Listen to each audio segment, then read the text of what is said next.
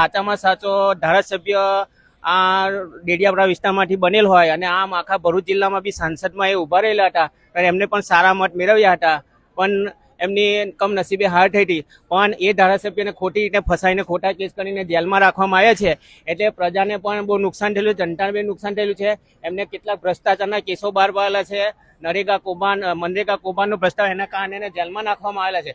જેથી સરકારે ખોટી રીતના ખોટા કેસો કરીને ફસાવીને નિર્દોષ માનીને પ્રજાની જનતાનું કામ કરતા ધારાસભ્યોને જેલમાં એટેક કરીને જનતા માટે નુકસાન કરે છે. એના માટે જનતા ખૂબ પ્રિય છે અને જનતા ફરીવાર એને ડેડિયાપાડાના ધારાસભ્ય હું સાંસદ હું મુખ્યમંત્રી પણ બનાવશે એવી અમારી જનતા જો સંદેશ છે. શું લાગે છે એમને કેટલું અઘરું પડશે? કારણ કે 1 વર્ષ સુધી તો હવે ડેડિયાપાડા એમને જવાનું નથી, તો હવે ત્યાંથી બહાર રહીને કામ કેવી રીતે કરશે? ભલે એ ડેડિયાપાડાની બહાર હોય, પણ બહાર રહીને પણ નજીક તેને લોકો, સ્થાનિક લોકો, ડેડિયાપાડાના લોકો જે છે કે ભરૂચ જિલ્લાના હોય કે ભાઈ ગુજરાતના હોય, એમની જે કંઈ રાજપીપળામાં રહેવાનું હોય કે કેવડિયા કોલોની રહેવાનું હોય, જે જગ્યાએ સ્થાનિક હશે ત્યાંથી પણ એ પ્રશ્નો ઓનલાઈન કે ગમે રીતે હલ કરશે એવું અમારું માનવું છે.